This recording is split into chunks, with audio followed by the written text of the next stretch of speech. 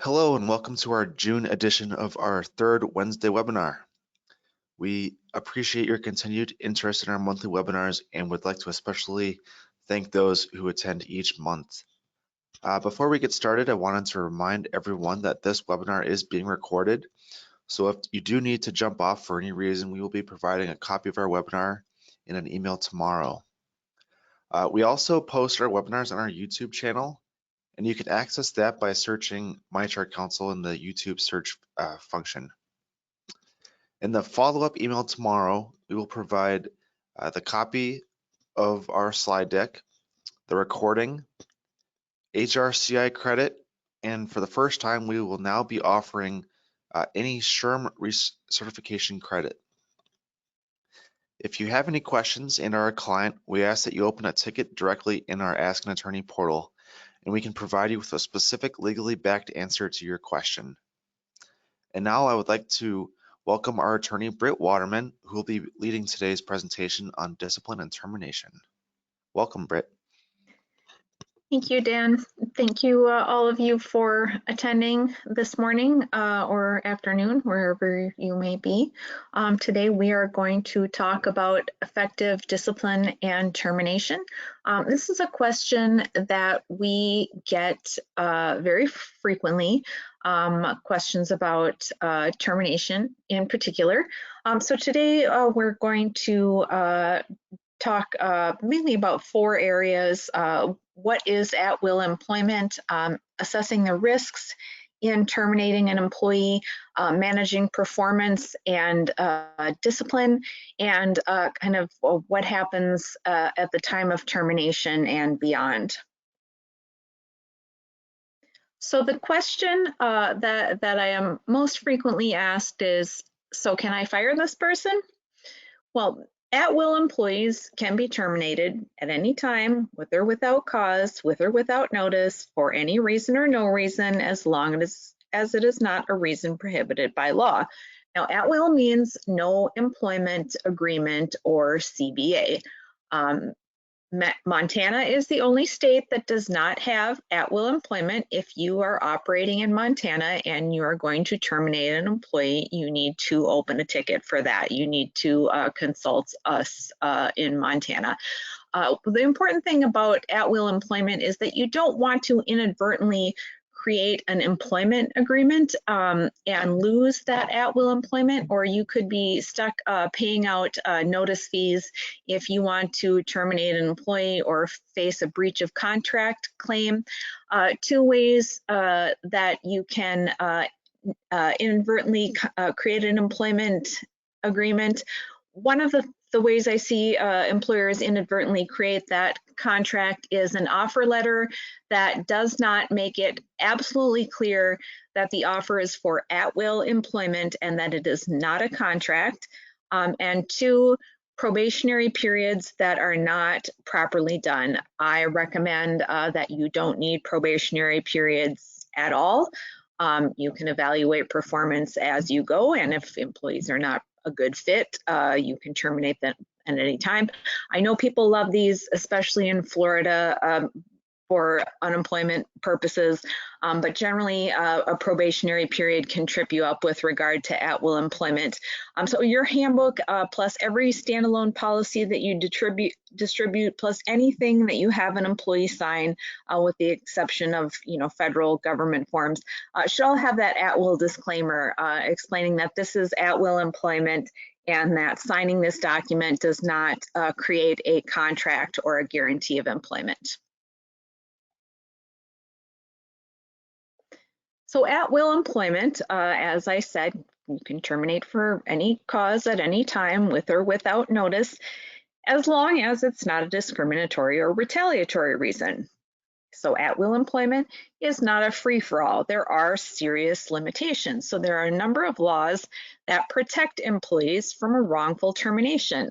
Title VII of the Civil Rights Act prohibits discrimination on the basis of race, color, sex. It includes the Pregnancy Discrimination Act, the Civil Rights Act, discrimination against national origin, religion, and the Americans with Disabilities Act, and as it is amended, the Age Discrimination Employment Act, which prohibits discrimination on the basis of age 40 and over, the Genetic Information Non-Discrimination Act, or GINA, prohibiting discrimination on the basis of genetic information, USERRA, the discrimination on the basis of military service. So all of these laws can trip you up. You need to make sure that your termination is not, cannot be perceived as discriminatory based on any of these laws, or retaliatory in exchange for an employee making a complaint of discrimination or harassment under any of these laws. Protected classes vary in every state. From not having a driver's license can be a protected class in some states. Height and weight could be a protected class in some states. You would want to make sure that your termination could not be perceived as attributable to an employee's height and weight, for example. So when you're looking for, what could the possibilities be? What would the risks be as far as perceiving this as a wrongful termination? You're going to need to know your protected classes in every state, because you've got those state human rights laws in every state that you're also going to have to follow and worry about with regard to wrongful termination. So you need to know your state. You need to know the laws in your state, and that's why it's very important to seek counsel, to have an employment law attorney like the employment law attorneys at My HR Council to help you with those protected classes.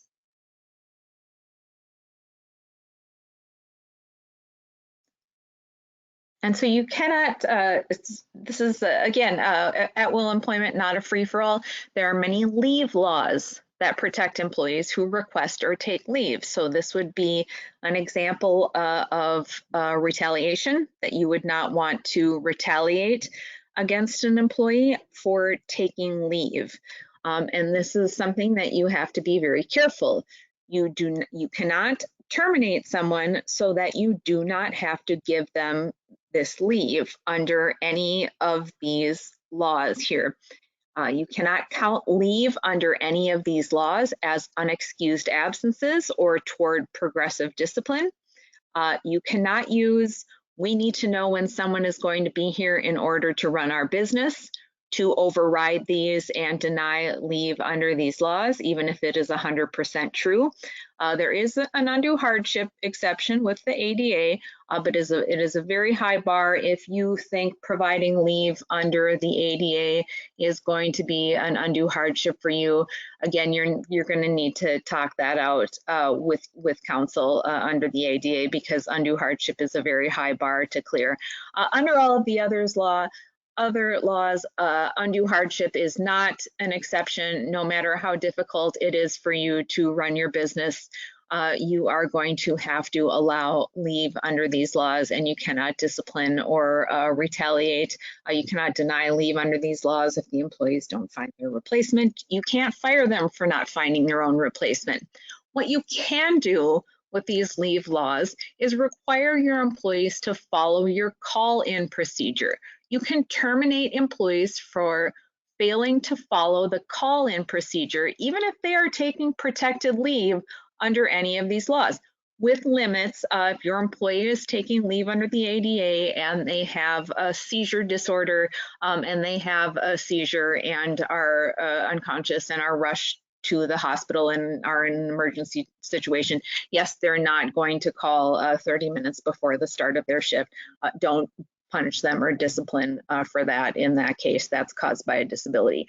But everything else, they need to follow the call-in procedure, and despite whether it is protective leave. So make sure that you are making your call-in procedure very clear and letting employees know that they will be disciplined and could be terminated for failing to follow the call-in procedure, and use progressive discipline if your employees are not following the call-in procedure, even if the leave is protected under these laws.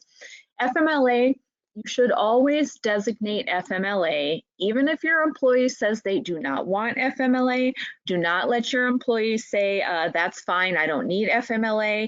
The Department of Labor wants you to always designate if you know that your employee qualifies for FMLA, regardless of what your employee's choice is. The Department of Labor is very clear that if you know that an employee has a qualifying reason for leave and meets the criteria for eligibility, you must designate FMLA.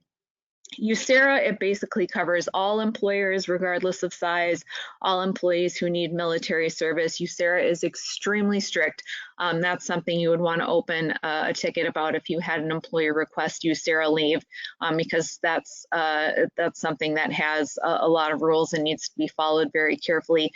ADA, it applies to employers with 15 or more employees, but fewer by state law. Your state law may have a disability accommodation law that requires one employee. You're just going to need to know in your state, but chances are it's going to be lower than that 15. With ADA, you may need to go past the FMLA's 12 weeks when it comes to leave. What's reasonable is going to be determined on a case-by-case basis. But it could be that an employee may take FMLA, still have a disability, and need to take leave beyond those 12 weeks, and you cannot terminate them for that. It's going to be on a case-by-case basis. Many state family medical leave or parental leaves run concurrent with FMLA, but have more inclusive eligibility requirements. Domestic violence leave, many states say as much as reasonable.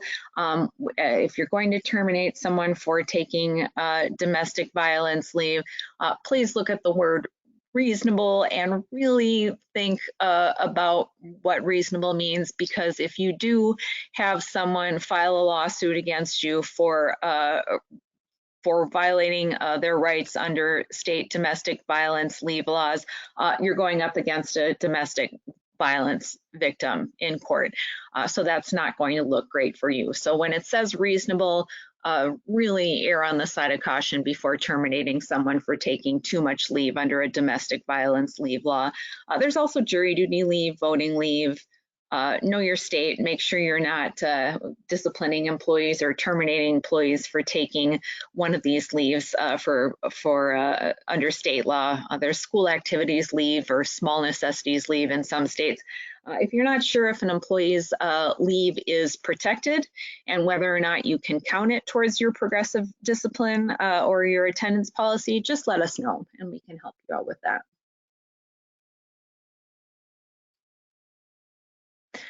So moving on to, taking leave, protected leave is a protected activity.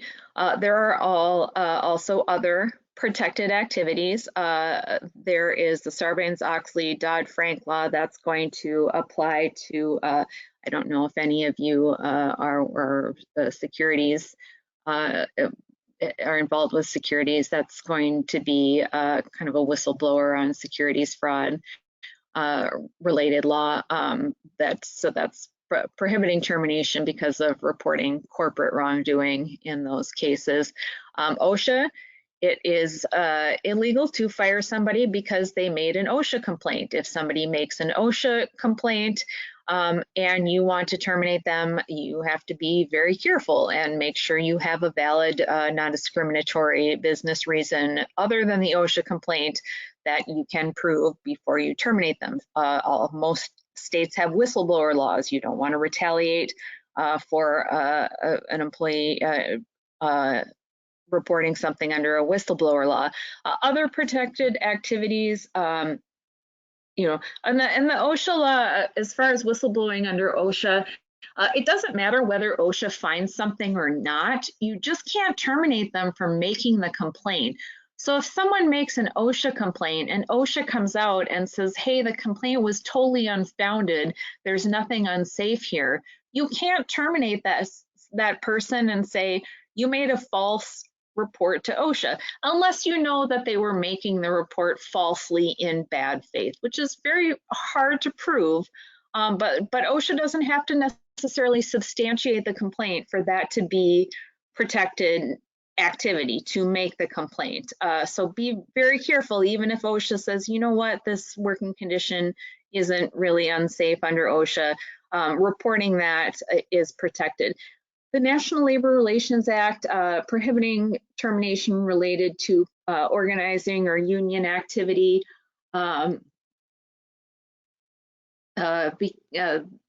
because employees, if they seek to enforce wage rights or make wage complaints, you can't, including protected under the Fair Labor Standards Act, or making an age discrimination complaint will fall under the Fair Labor Standards Act.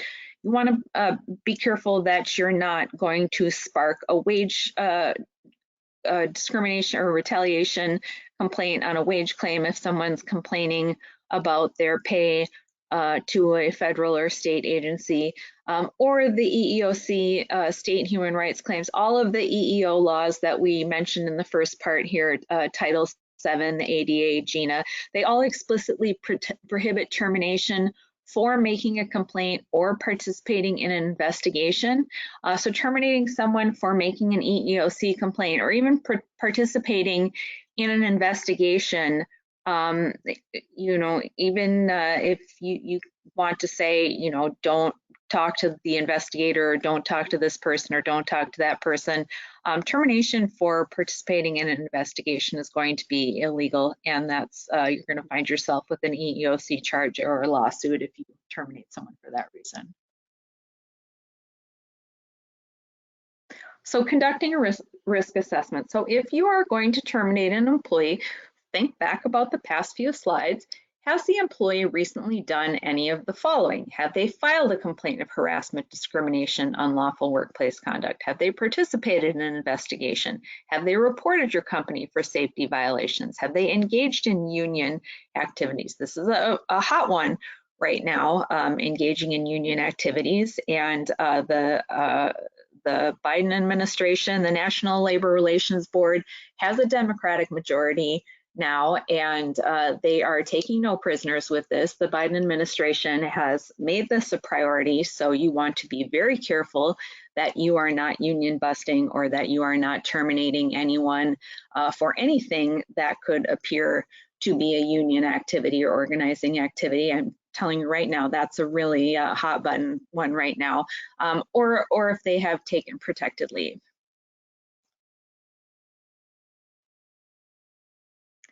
And also in conducting a risk assessment, is your employee a member of a protected class, has a disability, is a member of the military, or are they pregnant? So if you can say yes to any of these things on these two slides about your employee, it does not mean that you have to employ that person until the end of time. But you have to make sure, and I want to say, so sometimes I hear clients say, you know, this person is trying to get hired because they know they're unfireable, because they have a disability, or because they're a member of a protected class. Not hiring someone based on a protected class is also going to get you in trouble. So don't refuse to hire someone because you think it means that you would not be able to fire them because they're a member of a protected class. It does not mean that you have to employ someone in a protected class until the end of time, but you have to make sure that you have a carefully, thoroughly documented, valid, non-discriminatory, non-retaliatory reason for termination. Now, temporal proximity, meaning closeness in time, is a strike against you. If you terminate close to protected activity, complain about discrimination or harassment, that's going to be an uphill climb for you. So you have to be confident that you can show that you terminated this person without regard to the protected class or activity, and that there is no way you terminated because of it. The burden of proof in employment discrimination, retaliation, harassment, wrongful termination cases, it shifts back and forth. It's going to be the former employee's turn to make their case, and then it's going to shift back to you to show that that protected class or activity is not the reason for the termination. That's why you need the risk assessment. If you are called upon in a lawsuit, are you ready and able to meet your burden of proof? Or are you jumping the gun and nothing has actually happened between the protected activity and you're terminating them and that will justify termination? And just to note, and like I said, refusing to hire someone because you fear they'll be unfireable is going to get you in just as much trouble. So you have to make sure if you were called upon in a lawsuit and that burden of proof shifts on you, that you've got the documentation and you've got the witness accounts and you've got everything you can to show that there was another reason for termination. The concept of constructive discharge, someone who's constructively discharged, meaning that they quit because of a situation that was so severe, sexually harassment, not paid on time, or wage violations, misclassification as exempt when they're not exempt, not paying minimum wage, not paying overtime, not giving breaks, things like that are occurring where the employee feels that they have no choice other to quit because they are being treated to unfair conditions. One, they're going to be eligible for unemployment in most states, no matter what. If they're constructively discharged and it's because you were doing one of the things on this list, they're going to be eligible for unemployment. Someone who quits because of sexual harassment or because the workplace environment is unfriendly or unwelcome towards a member of their protected class, or their coworkers are hostile to them because they have engaged in protected activity, and you don't intervene and you don't get your other employees to back up off this person, and this person quits because you're not protecting them, they can sue you for wrongful termination. You're not off the hook because technically they quit. There's constructive discharge. If you're not protecting this employee, if you're not paying this employee correctly, if you don't intervene when an employee is being mistreated based on a protected class and they quit, you are not off the hook, and you can't say, well, we didn't terminate them, so we did nothing wrong. This concept of constructive discharge will put you back on the hook for that.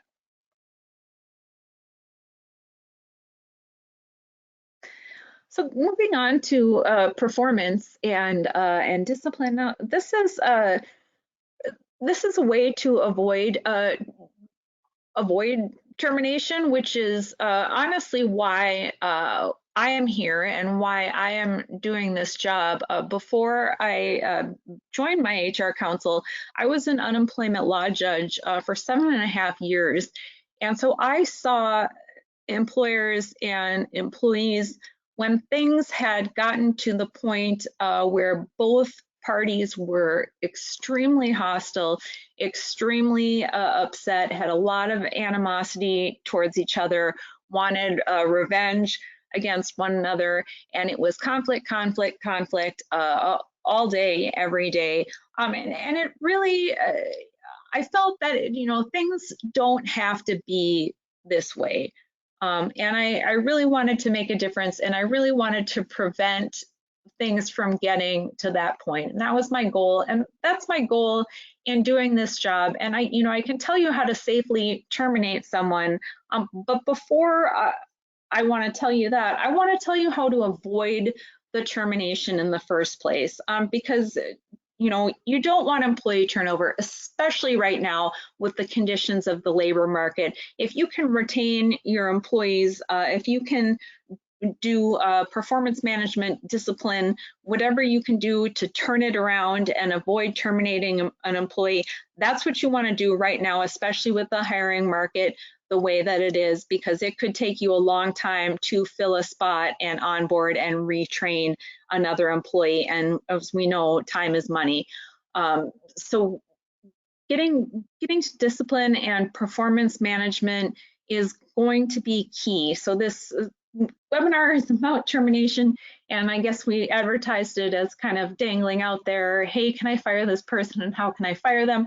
But I do want to take time to say, best case scenario is that you don't fire them at all, and you turn around that problem behavior and you get them back on the right track and working for your benefit and having a harmonious employment relationship, which is what I like to see and what I like to advise when clients ask me, or when clients let me know, hey, you know, something's going wrong with this employee, we're seeing this or we're seeing that. I definitely do not jump to terminate that employee as a first solution. I want to see what can be done to avoid an ugly situation if that is possible to avoid.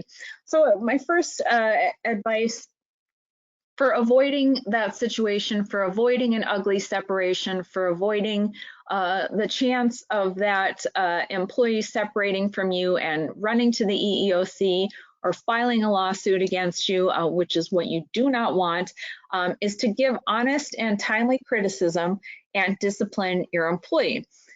So your supervisors reviewing your employees a lot of times are reluctant to be critical, and they only want to describe the positive aspects of performance. So this reluctance to be critical not only prevents your employees from improving, but it also prevents an employer from defending against a wrongful termination claim by citing to that employee's performance problems.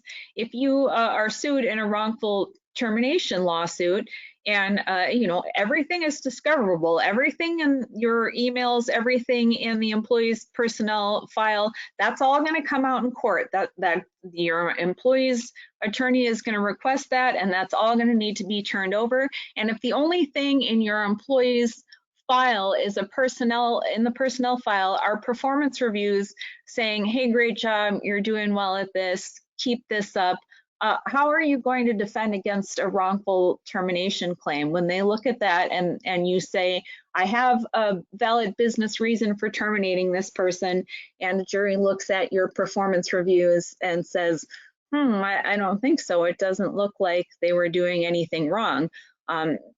You should be, your managers or your supervisors, they should be courteous and they should be thoughtful in their reviews of employees. I'm not arguing that managers should be rude or hurtful or aggressive in any way in a performance review or in a coaching or a warning, but they have to be honest about the employee's shortcomings.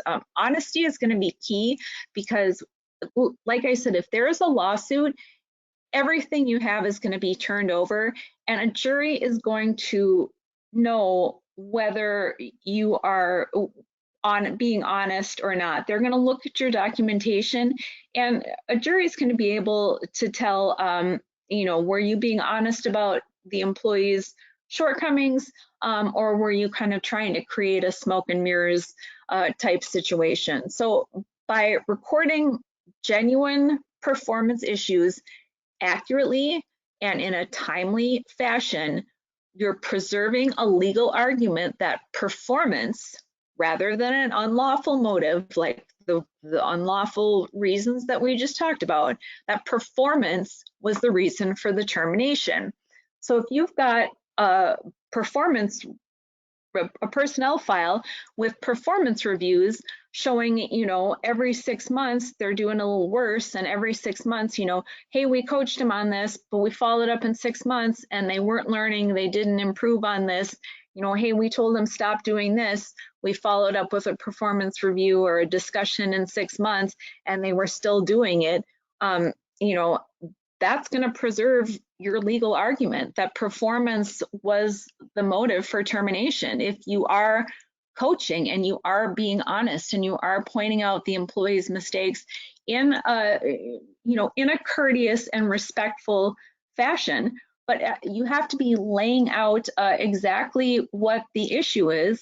And that's, but having that papering the file with that performance, and don't just paper the file with internal documents talking amongst yourself saying the performance is a problem, but share this with the employee so you're giving the employee a chance to improve. If an employee has broken the rules, violated your code of conduct, done something that is against a policy, give them a consequence for breaking the rules. Do not casually give them the, hey, you know better. Do not go easy on good employees and hard on problem employees for the same infraction. Please don't do that. Please enforce your discipline equally and consistently, regardless of whether you think one of your employees is a good guy and whether you think one of your employees has some character defects. Give them a discipline, a consequence for breaking the rules that is going to be the same consequence for everybody who breaks that rule, and have that consequence in writing, signed by the employee in the personnel file. Again, no surprises. A termination that's going to be a surprise to the employee is going to be a termination that's going to send that employee into a plaintiff's attorney's office or right to the EEOC. A termination that's not a surprise is going to be less likely to lead you to a lawsuit or an EEOC or state human rights charge. You should not get to the end of the employment and have your employees saying, well, wait, you considered that? They should know exactly what you considered, because then they're going to know, hey, I get it. I realize I wasn't doing great at this, and maybe this job wasn't the best fit for me because I had a hard time keeping up with this or that. And, employer did really give me a fair shake, and maybe it is time for me to move on and find something else. That's the outcome you want if you have to terminate someone. Not the, surprise, surprise, you're fired and you thought everything was great.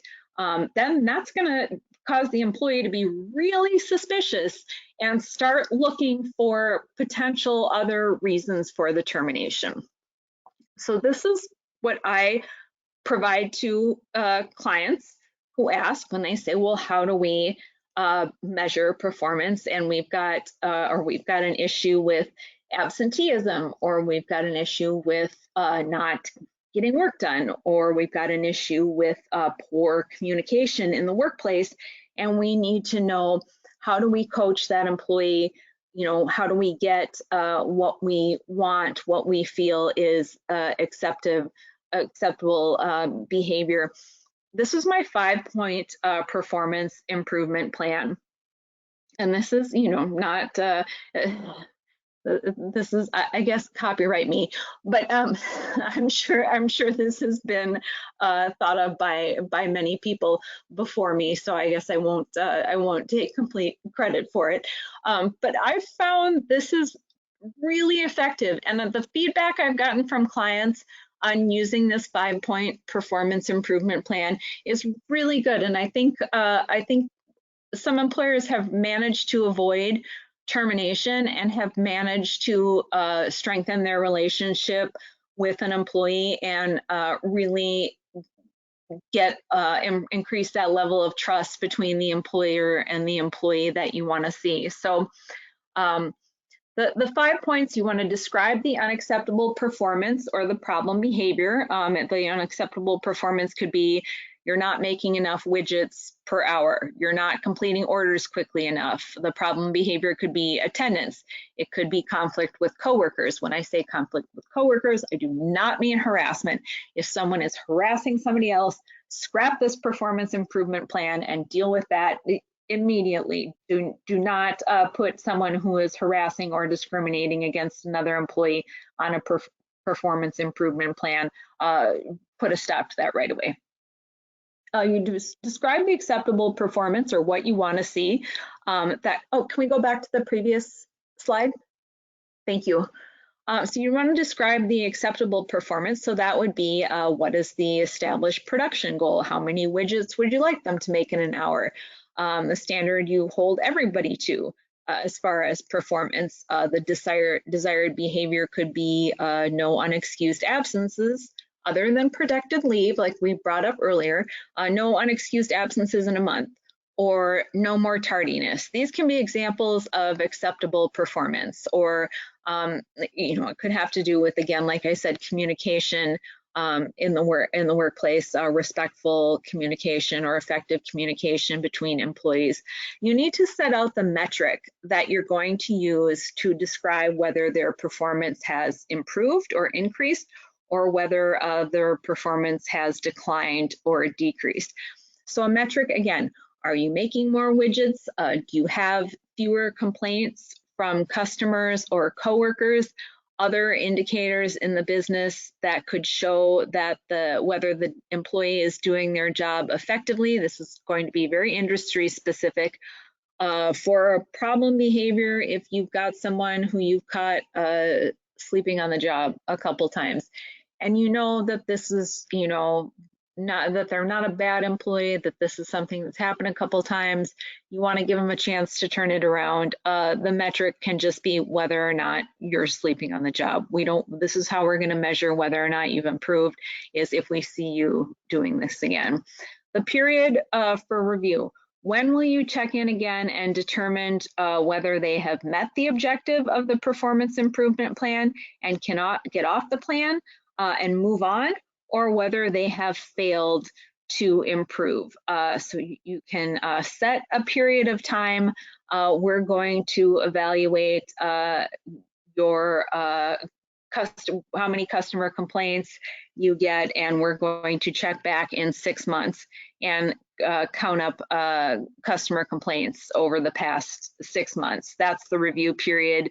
We're going to give you 6 months to turn it around, and at the end of 6 months, we're going to check back in and we're going to reevaluate, or 3 months or 1 month. You just set the period for review. You give them a chance to shine or deteriorate in that period, so that they know how long they have to step it up, that they know whether they can do this gradually or whether this is immediate and they need to get right on it as quickly as possible. Of course, we want all employees to improve as quickly as possible, but it is helpful if they have a period of review so that they feel that that the expectation is something that's doable, so that they don't feel like too much is being asked and they quit. And then a consequence. What is the consequence if we get to the period for review and we look at what's happened in the period and there is no improvement and they can't get off the performance improvement plan? So let them know, what is the consequence. Will you be terminated if you don't meet the metric? Will you be suspended, demoted? Will you get a written warning in your file? Make sure they know the consequence of not improving on the 5-point performance improvement plan. It's very important to make clear what the consequence will be. I would say that's the most important point of the plan, is for them to know what the consequence will be, because again, like I said, surprised employees are employees who are going to seek counsel, and that is not what you want.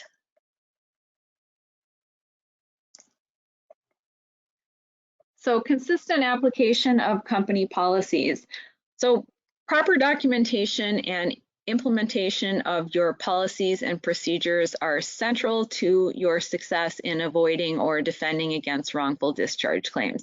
So when wrongful behavior leads to an employee's termination, you can undercut your burden to prove that he was fired because of unlawful conduct by using a clear and concise policy prohibiting the relevant behavior. So you want to make sure it's a lot easier to prove that the employee was fired for a business reason if you've got a clear policy that states that business reason, and you can prove that they violated it. If you've got no written policies, it's going to be really hard to show a business reason for termination when there are no rules and expectations. So for example, having an IT resources and communication and systems and social media policies, that's going to help you defend termination decisions based on inappropriate use of technology, which is a big one nowadays. Having a standards of conduct policy that lists your basic standards of conduct, your insubordination, your theft, your horseplay, your violating safety standards, and making sure that it says your list is illustrated and illustrative and not exhaustive, so that we know that that is not, those are not the only offenses. But having that standards of conduct policy that lays out a number of types of inappropriate personal conduct is going to help you defend termination decisions related to that type of conduct. An anti-harassment policy, very important. It's going to help you defend against wrongful termination suits based on an employee who engages in harassment and is then terminated. The social media policy, very common, very necessary to lay out what is and is not acceptable with regard to social media. That's a good reason to consult with counsel. We can help you with your social media policy to make sure that that is in place and that that is very clear. Many employers have replaced hard copies of an employee handbook with electronic policies that are accessible on the employer's intranet. While there are sound reasons for doing so, this often fails to support the most important reason for the policies, which is to ensure that the employees read and understand them. Companies with electronic handbooks should require each employee to sign and date a printed acknowledgement that the employee received, reviewed, and understood the handbook. Without this acknowledgement, an employee may be able to claim that he was unaware of the particular policy for which he was fired. We can help you with that. I mean, we definitely do employee handbooks. It's very important to update your employee handbook annually. If you have not done that and you do have our Ask HR subscription, please let us know. An employee handbook is included with your subscription, and that is something that we can get to work on right away for you. If you have our Ask HR Lite subscription and you upgrade to Ask HR, that will include that employee handbook for you. And again, just let us know, open a ticket, we'll get to work on that right away. If you're not yet a client, again, that in our basic Ask HR service, which includes not only unlimited legal advice and access to legally prepared documents, it also does include that employee handbook, and that employee handbook is going to be critical in order to show your policies that the policy was broken and that the employee was aware of the policy, which is what you're going to need to prove in the case of wrongful termination lawsuit. Now, policies are only useful to you if they are followed consistently, like I touched on before. So if you impose severe discipline on one employee for a specific infraction and little to no discipline on another employee for the same infraction, that's going to increase your risk of litigation. So employees subject to inconsistent and unduly harsh consequences can allege that you followed the policy in a discriminatory manner, or that you should not be believed when you claim that a particular practice was standard operating procedure.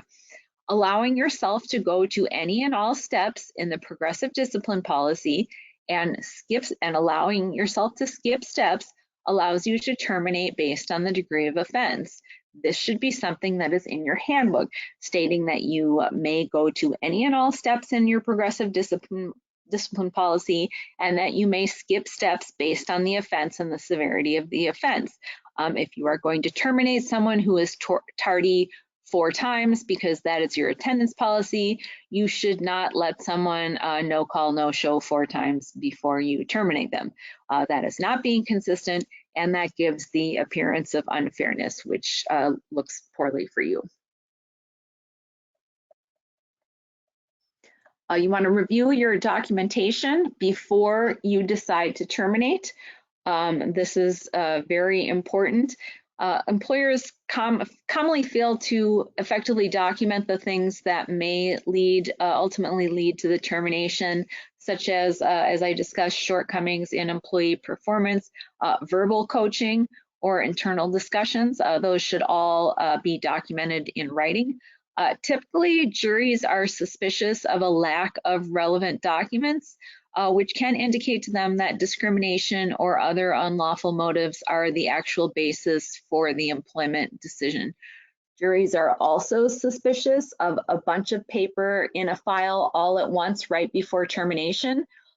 So waiting until someone does something that you want to terminate them for, and then writing up a bunch of warnings all at once within a couple of weeks or days, that's not going to help you. A jury is going to see right through that. So this process should be ongoing throughout the entire employment.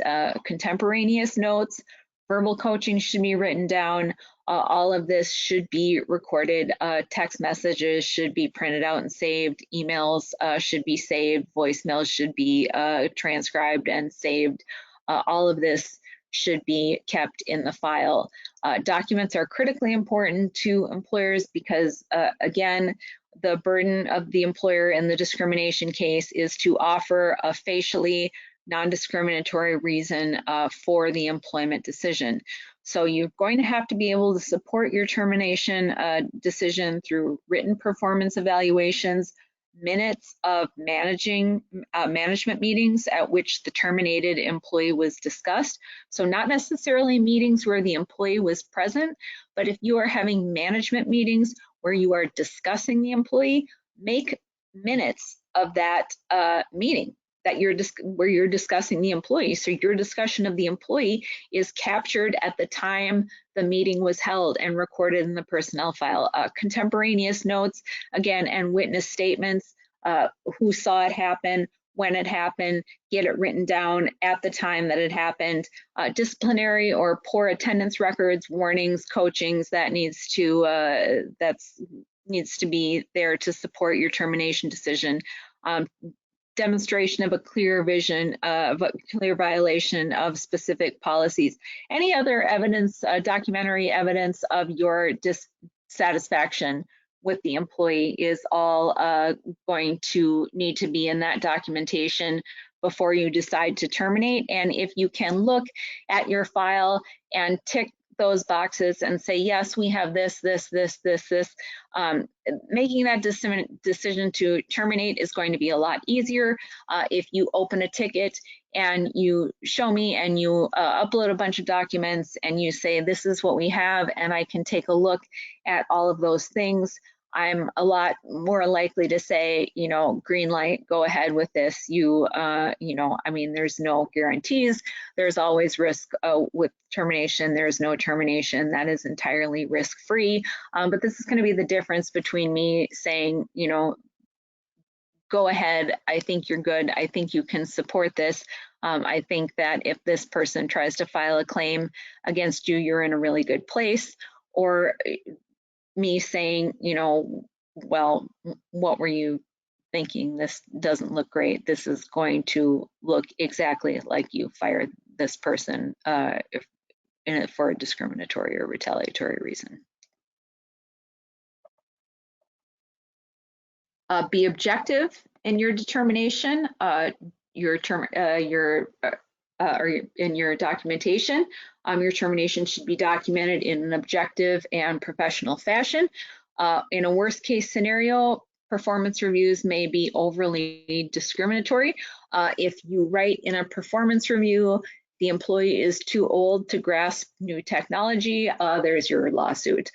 You do not want to use discriminatory language in a performance review or in your internal documents. Any documents that include any of the following are going to undermine your defense in a wrongful termination case. That includes personal comments, overstatements, speculation or assumptions, emotionally charged language, incomplete documents, incorrect documents. The more you make these documentation mistakes, the more likely a jury is going to find that the termination is based on something other than lawful business-related motives. As I said previously, all of your internal communications, all of the personnel file, all of the paper that you have is going to be discoverable during a lawsuit, with the exception of your communication with us. If you are a client of ours, anything back and forth between you and us is protected by the attorney-client privilege and will not be disclosed, cannot be disclosed. So please don't hesitate to reach out to us with any of your questions and be completely honest with your statements, regardless of whether you are not sure whether they are biased or appropriate or not. Certainly be as honest as possible in your communication with us, because that cannot, if you are our client. If you are not a client, please do not email the general email and do something like that. You have to be our client to be protected by that privilege. But if you are our client, nothing you communicate with us can be disclosed in a lawsuit. But everything else that you have on file is going to be given to the employee and their attorney, and is going to be put up in front of a jury. So you want to be objective in your documentation. Delivering the termination message. You want to time the decision to allow for privacy. You want the actual meeting to occur at a time when there's not going to be interruptions, possibly before or after the normal workday. Choose a private meeting location outside the view of customers and coworkers. Prepare for and rehearse delivery of the message. The message should be well prepared. A written outline of or a list of talking points can help ensure that you will fully explain important points. Have a witness. This is a big one that I recommend. Invite an additional member of management. So having the employee's manager and a human resources representative in the termination meeting is always a practical choice. To have one person to assist in note taking and act as a witness, and having the other person deliver the message. This allows the person delivering the message to focus their full attention on getting the message across effectively, and allows you to document that in case litigation or something arises in the future. Be direct, make the necessary points. Do not make excuses. Do not minimize the reason for your decision, but avoid personal attacks or derogatory generalization. Ensure that the employee understands that the employment has been terminated and is over. Do not enter into an argument regarding the decision. Be open to concerns and questions they may have. Answer questions honestly and fully as possible, but without condescension or evasion. If additional information is necessary to answer a question fully, you can provide the relevant information as soon as possible. If at any point this is going in a poor direction, you can stop the discussion at any time and say our decision is final and there will be no further discussion. You do not owe the terminated employee anything. In some states, you may owe them a written notice of termination or a written explanation of the reason. But in that particular meeting, in the termination meeting, it is always fine to say to stop the dialogue and say our decision is final and there will be no further discussion.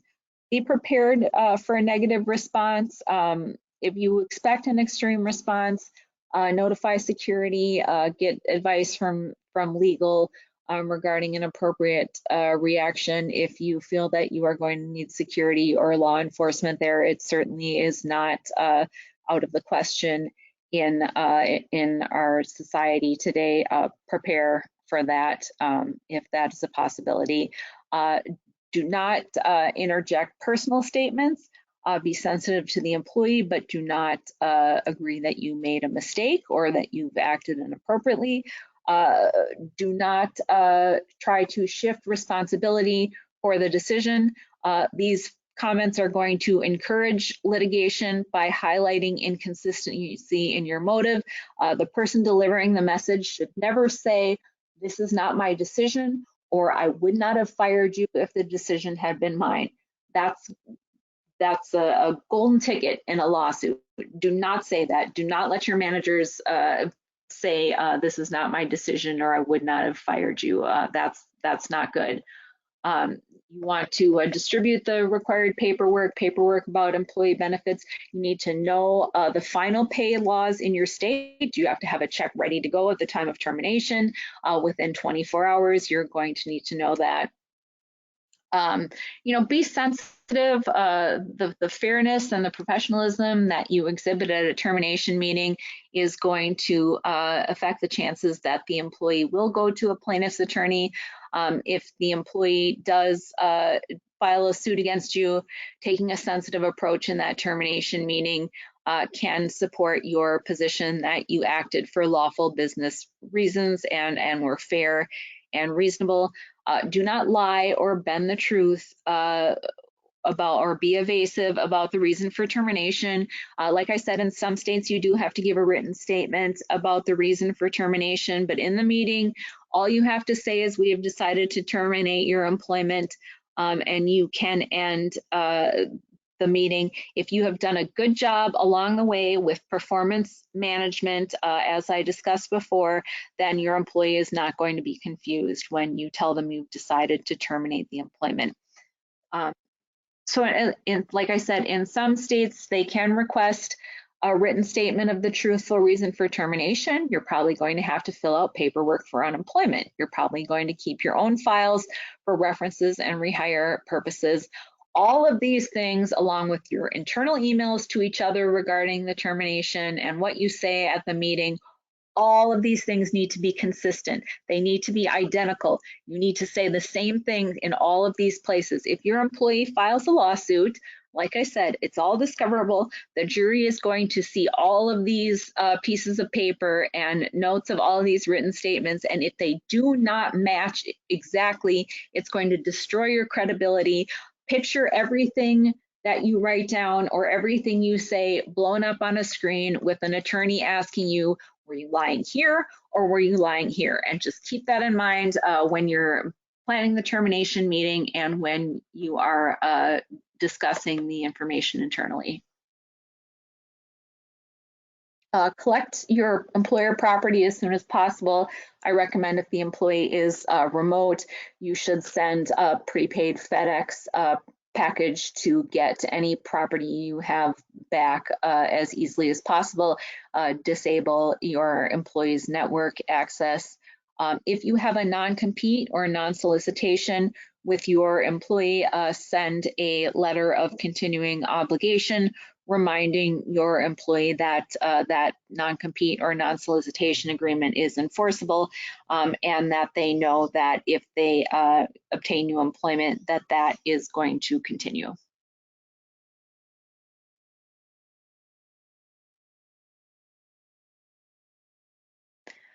Separation release of claims agreements very quickly. If you are offering severance pay, ensure that you are receiving a signed separation release of claims in return. That's asking the employees to waive their rights to sue you in exchange for the severance payment. Now you may say, hey, why am I giving a bad employee a chunk of change? Well, in some cases, if the employee is likely to be litigious and you just want them to walk away quietly, giving them a severance payment in exchange for them signing this document, agreeing to waive all their claims against you is going to cost you a lot less than if this employee files a lawsuit against you and you have to defend against it. That is a big money saver, even if you think the employee definitely deserves to be fired. Sometimes giving that severance and getting them to release all of their claims or possibilities for a lawsuit can be the best way to go. We will draft these agreements for you. Please just open a ticket and let us know. We can advise you as to how to make the offer. There are very specific legal requirements that need to go into the separation and release of claims agreement, so please make sure you consult with counsel if you are offering one of these agreements. Voluntary terminations looks like it's 12 o'clock and that's my time. You just want to get the resignation in writing. And again, a reminder about non-solicitation and non-compete before their departure. So thank you everybody for participating in the webinar today. I welcome any questions. You can see our website at myhrcounsel.com. You can definitely email us at info@myhrcounsel.com if you have any further questions. And if you are one of our clients, please use our Ask an Attorney portal to open up a ticket and ask any questions. If you do not know how to use the Ask an Attorney portal or you're having trouble with your login, again, you can email info@myhrcounsel.com and we will help you get set up with your login if you are having any trouble with that. So thank you all for participating, and I hope you all enjoy the rest of your day.